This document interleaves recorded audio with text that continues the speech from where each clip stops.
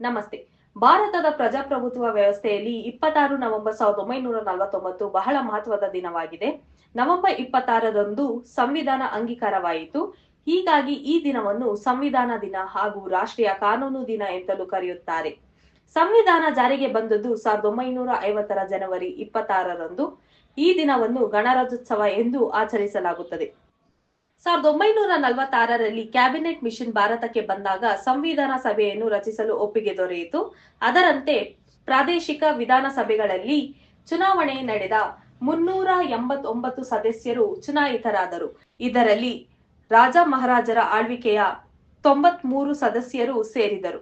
ಇದರ ಮೊದಲ ಸಭೆ 1946 ಡಿಸೆಂಬರ್ 9ರಂದು ನವದೆಹಲಿಯಲ್ಲಿ ನಡೆಯಿತು.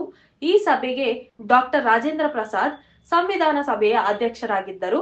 ಡಾಕ್ಟರ್ ಬಾಬಾ ಸಾಹೇಬ್ ಅಂಬೇಡ್ಕರ್ ಅವರ ಸಂವಿಧಾನ ರಚನಾ ಸಮಿತಿಯ ಅಧ್ಯಕ್ಷರಾದರು. ಭಾರತದ ಸಂವಿಧಾನವನ್ನು 1949 ಜನವರಿ 26ರಂದು ಅಂಗೀಕರಿಸಲಾಯಿತು. 1950ರ ಜನವರಿ 26ರಂದು ಅಸ್ತಿತ್ವಕ್ಕೆ ಬಂತು. ಭಾರತದ ಸಂವಿಧಾನವು 448 ವಿಧಿಗಳು, 25 ಭಾಗಗಳು, 12 ಶೆಡ್ಯೂಲ್, 5 ಅನುಬಂಧಗಳು, 98 ತಿದ್ದುಪಡಿಗಳನ್ನು ಹೊಂದಿದೆ. ಸಂವಿಧಾನ ರಚನಾ ಸಮಿತಿಯಲ್ಲಿ 284 ಮಂದಿ ಸದಸ್ಯರಿದ್ದರು. ಅದರಲ್ಲಿ 15 ಮಂದಿ ಮಹಿಳೆಯರಾಗಿದ್ದರು. 2015ರಿಂದ ಸಂವಿಧಾನ ದಿನ ಎಂದು ಆಚರಿಸಲು ಪ್ರಾರಂಭಿಸಲಾಯಿತು.